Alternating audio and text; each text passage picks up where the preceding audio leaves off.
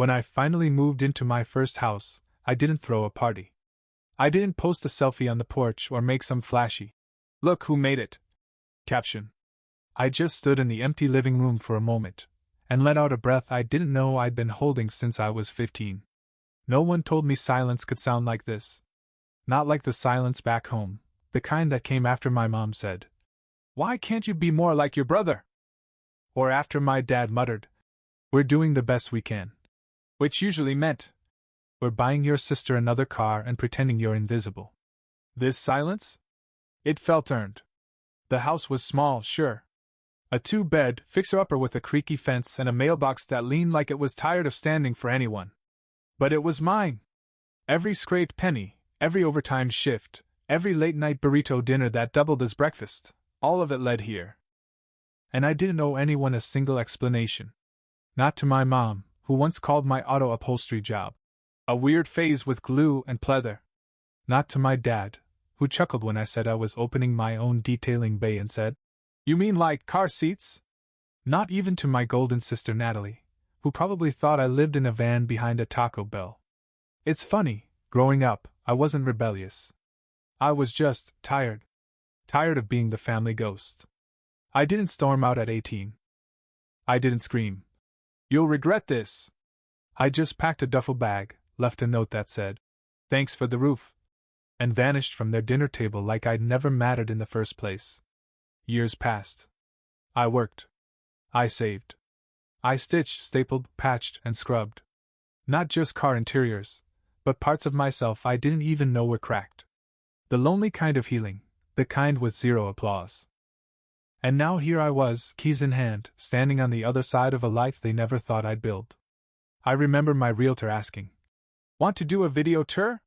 I laughed and said, "Nah. I want the first person who walks in to be me." And I meant it. The house had quirks, sure. The bathroom door stuck if you shut it too hard. The fridge made a noise like it was preparing for lift-off every 3 hours. And the guest bedroom? More like, "Don't breathe near the wall or it'll fall" room. But it was mine. I even bought a lawn flamingo for the front yard. His name was Gary. He leaned a bit, like the mailbox. They were both survivors. We got along. By week 3, I'd settled into the rhythm. Work during the day, tinker with the place at night, pass out to the hum of the ceiling fan that sometimes spun slower than it should. And every night I locked my doors. All 3 of them. Just in case the past came knocking. So when I pulled into my driveway late on a Thursday, Chinese takeout in one hand and toolbox in the other, I wasn't expecting anything weird. Until I noticed something off. Gary was missing. At first I thought maybe he blew over. Wind had been crazy earlier. But no, he wasn't anywhere. Not behind the bushes. Not by the porch. I frowned, climbed the steps, and turned my key. The door creaked open. And I froze. There on my couch, that I had dragged up the stairs alone like a lunatic, sat 2 people I hadn't seen in over a year. My parents. Like they owned the place. My dad had his shoes off. Mom was sipping tea. My tea. From the mug that said, "Property of the guy who pays the mortgage." I stood there for a second, not moving. Mom smiled first. "Oh good, you're home. We figured you wouldn't mind." I blinked. "Mind what?" She gestured around like she was giving a tour. "Making this a family property now." Family property. Like I was supposed to just nod and say, "Oh yeah? Let's all pretend you never treated me like a busted zipper for 20 years. I slowly set the takeout on the counter and said, as calmly as possible, "You're right. I don't mind." And that's when Mom's smile faltered, just slightly. Because what I did next made her face turn pale. "You're right. I don't mind." I said it casually, almost like I was complimenting the weather. But under the surface, my brain was sprinting laps, trying to figure out how we'd gone from estranged to surprise squatters. Mom looked satisfied, like she'd won something. Dad just nodded and said, "Knew you'd understand. You always were the calm one." "Right. Calm. That's what you call it when someone's ignored so thoroughly they forget what it feels like to raise their voice." I set my keys on the counter like nothing was wrong. I even pulled out the soy sauce packets from the takeout bag and laid them neatly in a row, just to keep my hands busy. So, I said, how long have you been visiting? Oh, not visiting, Mom corrected quickly. We moved in yesterday. I blinked. Moved in? Well, we didn't think you'd mind, she repeated, like that was a legal clause. It's such a lovely space, and your sister needed somewhere quiet to study for her realtor exam, so we offered her your old room. You weren't using it. I turned slowly. Wait. Natalie's here? Not right now, Dad said, waving his hand. She's with her boyfriend, but her stuff's in the room. The pink suitcase and the ring light? Of course. I had wondered what that ring light was doing in there. Just until she passes the test, Mom added. And then probably a little longer, depending on her listings. I stared at them both. So, just to clarify, I said, you moved yourselves in. You moved Natalie in. You claimed my guest room, rearranged my furniture, and decided to call this a family property. And all without telling me. Mom gave me that classic patient smile she always used when I was 6 and asking why she forgot my birthday. You're being dramatic, she said lightly. This is your home. But we're a family. So it's our home too. I wish I could say I was shocked. But this was the same woman who once said I was too quiet to live alone, and tried to sign me up for community college classes without asking. The same dad who lent my childhood bike to a neighbor's kid and said, you weren't using it. That line was apparently their family motto. I sat on the edge of the armrest and took a deep breath. So where are you guys sleeping? Oh, we've taken the master, Mom said, sipping her tea. You work such early hours, we figured you'd want the smaller room near the garage. Less noise. Right, I said. How thoughtful. They completely missed the sarcasm. Of course. Honestly, Dad added, you needed the company. This place was feeling too sterile. Sterile? Bro, I had hung up one plant, bought a Target lamp, and played lo-fi jazz in the evenings. It was peaceful. Not a surgical unit. I stood and walked to the fridge, needing a break from the insanity. They had restocked it, with almond milk, off-brand turkey slices, and a whole box of frozen diet meals.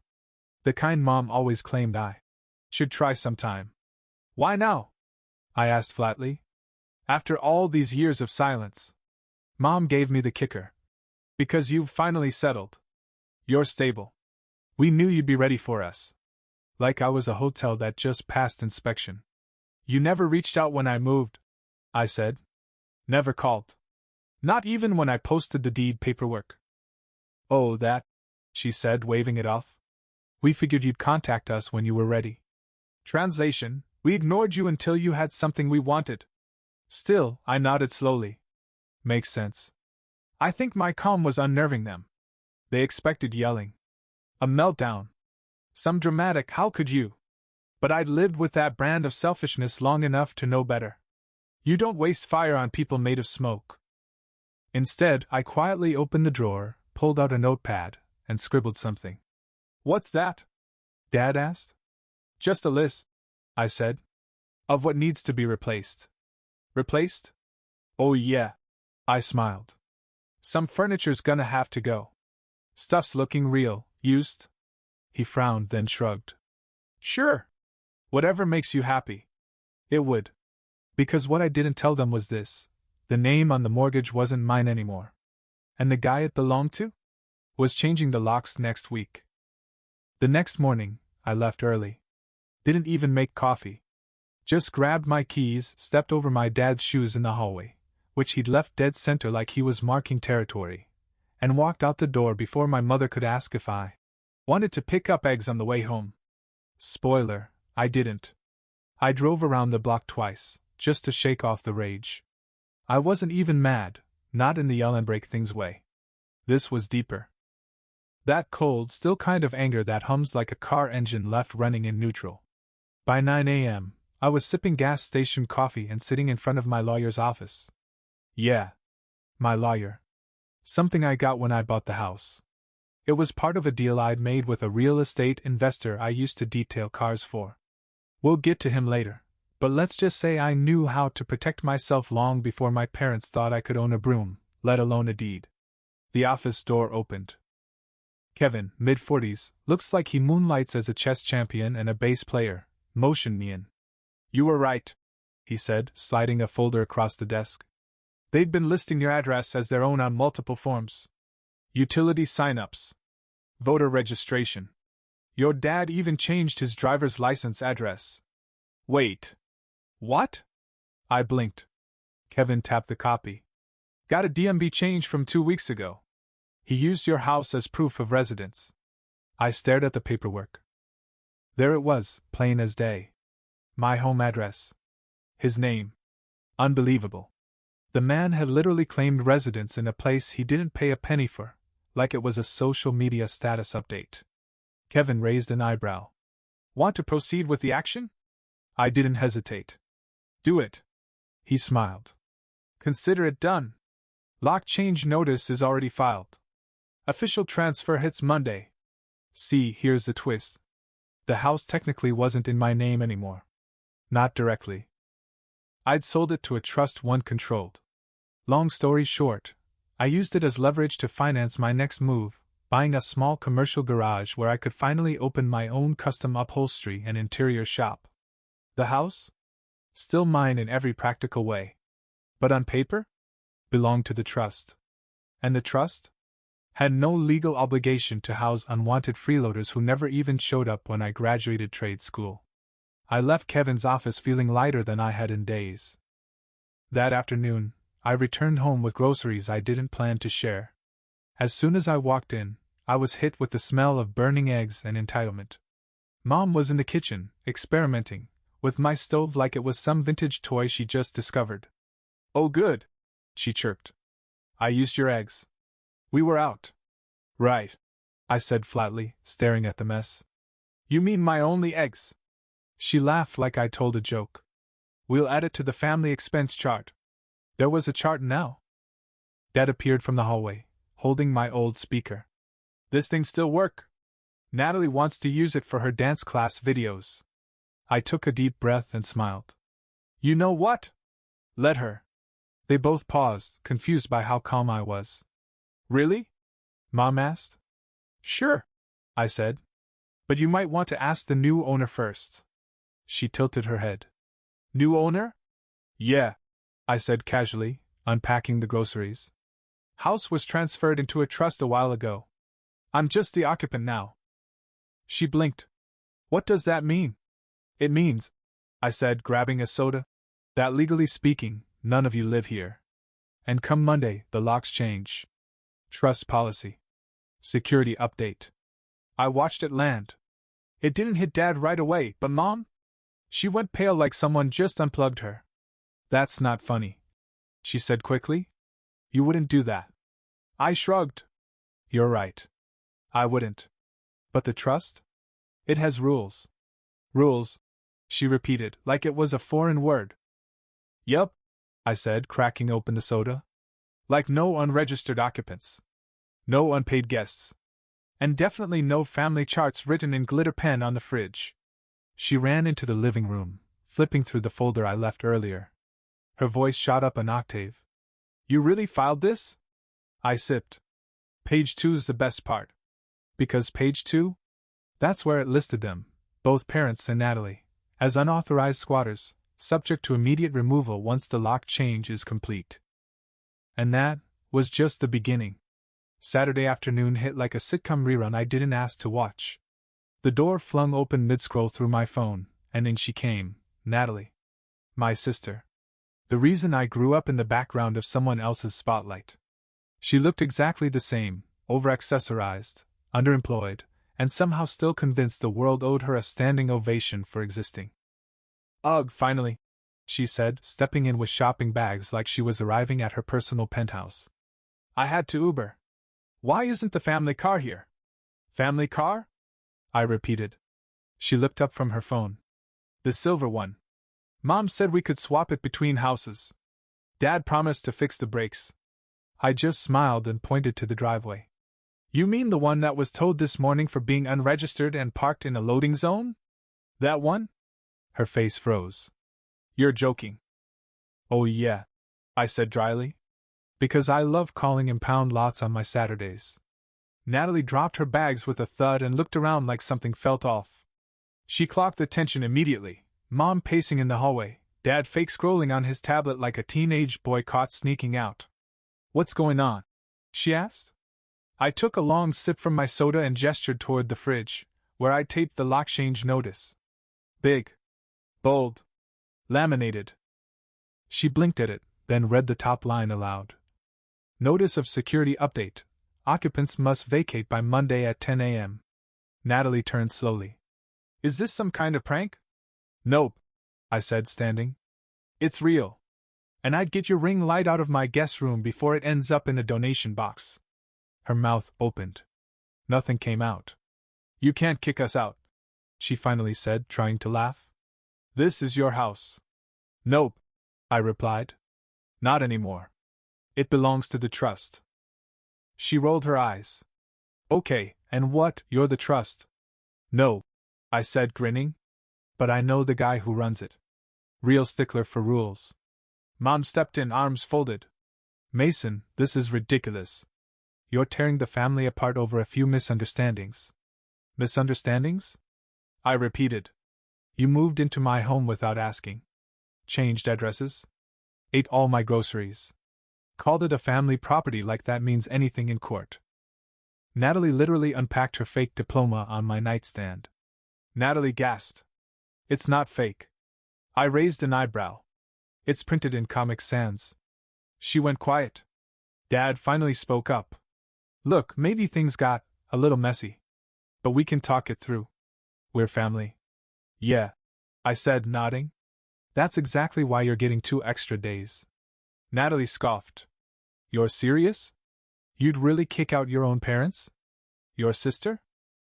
I walked over to the dining table and flipped open the binder. Want to see the clause where you all signed away that possibility? Here, page 3, subsection D. You initialed it, Natalie. When you used my Wi-Fi last month and accepted the terms, I snuck into the landing page. She frowned. Wait, what? Oh, I forgot to mention. I added. The guest Wi-Fi? That wasn't just internet. It was a digital acknowledgement form. Her eyes widened. You tricked me into agreeing to terms and conditions? I nodded.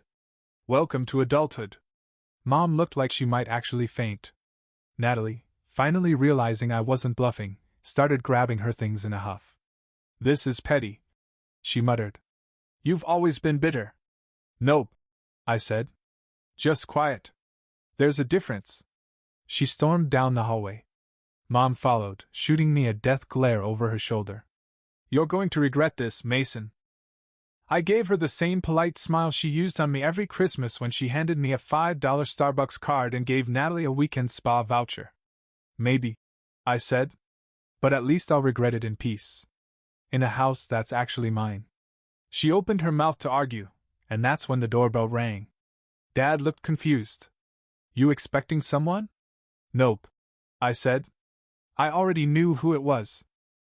And so did Kevin, the lawyer, who stepped into the doorway holding a briefcase and a folder labeled Eviction Enforcement, Private Property. Kevin stepped inside like a man who didn't believe in small talk. He was dressed sharper than usual, navy blazer, polished boots, folder tucked under one arm like a loaded weapon. The minute he stepped onto the rug, Natalie squawked. Who is this? Relax, I said. He's not a hitman. Kevin gave her a tight smile. But I do enforce legal property claims. Afternoon, Ms. Natalie. She blinked. How do you know my name? You accepted the terms and conditions on the guest Wi-Fi, he said without missing a beat. I read fast. Dad narrowed his eyes. What's this about? You already made your little point, Mason. You don't need to drag outsiders in. Outsiders? Kevin said calmly, setting his briefcase on the table. Sir, I represent the legal entity that owns this home. Your son no longer holds the deed. He is, for all legal purposes, a tenant with authority to manage occupancy. Dad looked stunned. But, he bought this house. Kevin nodded. He did. Then sold it to a trust, and retained management rights. That trust has rules. One of which is, No unauthorized occupants. Mom's voice cracked. We're his parents. Kevin flipped a page. Not listed. Not registered. And last I checked, this isn't 1832. Family blood doesn't override a notarized contract. Natalie's jaw dropped. You can't be serious. Kevin turned to her, calm as ever.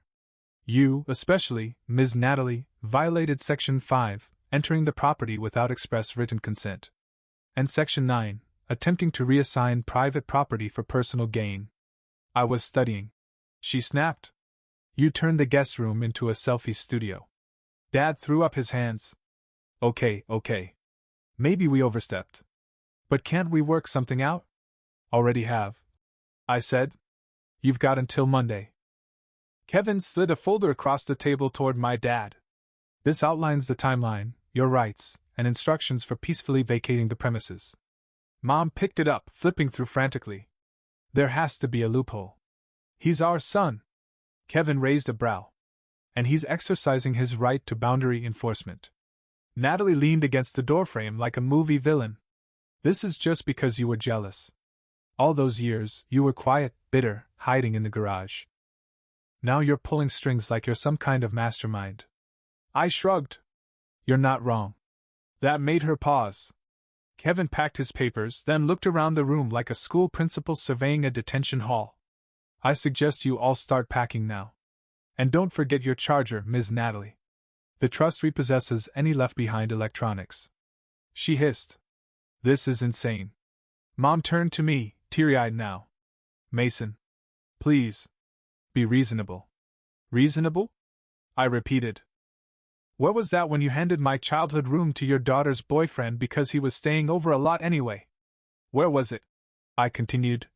When I was 16 and got left behind on a family trip because I took too long to pack? Dad looked down at the floor. Funny how I was never part of the family until I had something you wanted. Kevin stood up. We're done here. Enjoy the weekend. I'll be back Monday, with the locksmith. Natalie muttered. We should have just taken his car like last time. Everyone froze. Kevin slowly turned. What did you say? I blinked. Excuse me? Natalie's face flushed. Nothing. Just a joke. Mom cleared her throat. Let's start packing, shall we? Kevin gave me a nod and left. I followed him to the door. Still want me to file the small claims theft paperwork? He asked quietly. I hesitated, then smiled. Let's give them the weekend first. Because Monday? Monday would be fun. By Sunday morning, the house felt like a pressure cooker with no steam valve. Every drawer had been yanked open. Bags sat half-zipped in the hallway. Natalie's designer knockoff duffel was stuffed to bursting with half-folded outfits, chargers, and 3 kinds of hair extensions. Dad had posted up in the kitchen, nursing lukewarm coffee like a man waiting for a miracle. Mom paced from room to room, muttering to herself, occasionally stopping to sigh dramatically, as if volume could reverse legal ownership. And me? I sat outside on the porch. In a camp chair. With a book I wasn't reading and noise-canceling headphones I wasn't using. Just watching. The flamingo lawn ornament, Gary 2.0, stood beside me proudly. Unlike the last one, this version was zip-tied to the porch rail. Lesson learned. Inside, it was chaos. Natalie tried calling every relative we had. I know because I heard her shouting things like, Mason's gone rogue. He's evicting us like we're strangers. Yes, he's serious. No, it's not drugs, it's worse, he's organized. She even called Aunt Dana, who replied loud enough for me to hear through the wall. Didn't y'all leave him at the bus station that one Christmas? Maybe zip it and start packing. God bless Aunt Dana.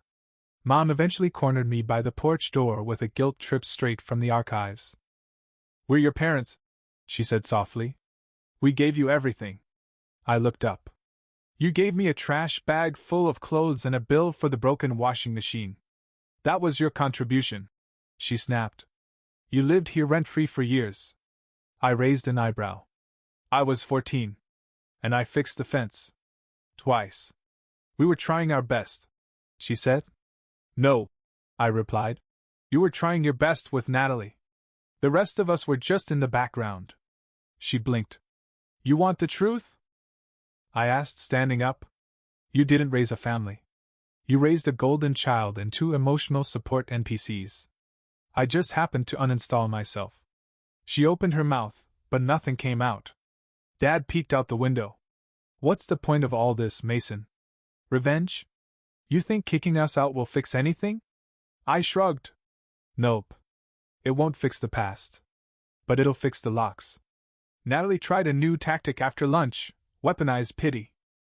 She plopped down across from me on the porch, fake crying into a tissue that still had a Walgreens sticker on it. You really think this is what success looks like? She asked. Alone, bitter, ruining your family? Success, I said, is having options. And I finally have them. She sniffed. You've always been like this. Cold. Distant. Funny, I replied. That's what being ignored for 20 years will do to you. She tried one last Hail Mary. Dad's blood pressure is up. Mom's been crying for hours. You really want to send them packing in that state? I leaned forward. You think this is sudden? I asked. You just moved in. I've been packing my feelings since I was a kid. I was ready for this 10 years ago. Her jaw tightened. Besides, I added, you've all got places to go. Like where? She snapped. Dad changed his license to this address, remember? DMV's gonna love that little mistake. She paled. And your boyfriend? I continued. Didn't he just move into that shiny new rental? With 2 bedrooms and a Peloton? She stood. You've always hated me. No, I said quietly. I just finally stopped pretending I didn't. That night, Mom made one last plea. She knocked gently on my door, yes, my door, because I'd reclaimed the master bedroom like a civilized tyrant. Just sleep on it, she whispered. I planned to, I said, with both eyes closed for once. And I did. While they packed like fugitives from common sense, I slept like a man who finally stopped carrying the weight of a family that never cared if he collapsed. Monday morning arrived like a court summons with espresso. I was already up when Kevin's car pulled into the driveway. He stepped out, holding the same gray folder, but this time, accompanied by a short guy in work boots and a belt full of tools. Morning, Kevin said. This is Luis. He's here for the locks. Luis gave a polite nod. Shouldn't take more than 45 minutes. You got different keys? I held up a new ring. Fresh cut yesterday. He smiled. Nice. Let's get started. The sound of tools scraping against the front door deadbolt was apparently louder than expected, because Dad came barreling out of the hallway in his robe. What the hell is going on? Luis kept working, completely unfazed. Kevin didn't even flinch. Lock change, I said, sipping my coffee. Trust protocol. You've had 72 hours. Mom appeared next, looking like she hadn't slept. Her hair was a mess, and her voice cracked from shouting I hadn't heard. You can't just change the locks with us still here. Kevin calmly pulled a paper from his folder. Legally we can. But we're giving you until the locksmith finishes, as a courtesy. Dad turned to me. You're seriously doing this? After everything we've done? After everything you've taken? I corrected. Natalie stormed out next, dragging a suitcase that looked heavier than her life choices. This is abuse, she hissed. You're throwing your family into the street. Kevin handed her a second envelope. Actually, this includes referrals to short-term rentals, moving assistance, and generously, a small relocation voucher funded by the trust. She ripped it in half and let the pieces flutter to the floor. I don't want your fake charity. Good, I said. Because it wasn't for you. It was for Mom and Dad. Natalie froze. Mom clutched her chest like I'd physically struck her. You're turning us against each other now? I gave her a long, tired look. No. You did that when you decided I was disposable until I owned real estate. Dad stepped forward. We were gonna include you. Eventually. Sure, I said. Right after Natalie became a licensed realtor and started selling my guest room. That shut him up. Luis called out. Deadbolts changed. Kevin nodded. That means, legally, we can begin reclaiming the space. Natalie looked at me like she was seeing me for the first time. What happened to you? You did, I said. Over and over. And I let you. Until now. She grabbed her bags and stomped out, slamming the door behind her. Mom turned to me. We raised you better than this. No, I said. You raised me to never ask questions. To stay out of the way. To be grateful for scraps. Luis moved to the back door. Dad tried one last desperate move. This isn't how family works. I tilted my head. Then maybe you should have tried acting like one. Kevin handed me the final copy of the notice. It's official. You're clear. Then he paused. There's one more thing, he said, pulling out a small envelope. Certified mail. Arrived for you Saturday. Addressed to the trust. I opened it, and instantly recognized the handwriting. It was from Grandpa. A handwritten letter. Postmarked a month before he passed. Inside was a short note. Mason, if they ever tried to take what you've earned, remember, you never needed their permission. You just needed the deed, and your name on it. I folded the letter slowly. Mom saw it. Is that from him? I nodded. She stepped closer. What does it say? I looked at her, really looked, then handed it to Kevin instead. He read it, tucked it away, and said simply, Final occupancy revoked. You're no longer welcome here. And with that, the locksmith finished the last door. The house was quiet again. Not the stiff, empty kind of quiet. The good kind. The kind that sits in the corners like an old friend. The kind you earn. Natalie's ring light was gone. Her leftover iced coffee still sat on the counter, untouched. Dad's shoes weren't in the hallway. Mom's fridge chart was in the trash. I walked barefoot through my own house, actually mine again, and it hit me just how much tension I'd been holding for years. Like my body had built muscle just from dodging their expectations. I didn't celebrate. Didn't pop champagne. Just opened a window, let the breeze in, and exhaled. 2 days passed with radio silence. Then on Wednesday, an envelope showed up. No stamp. Just shoved through the mailbox, messy handwriting on the front.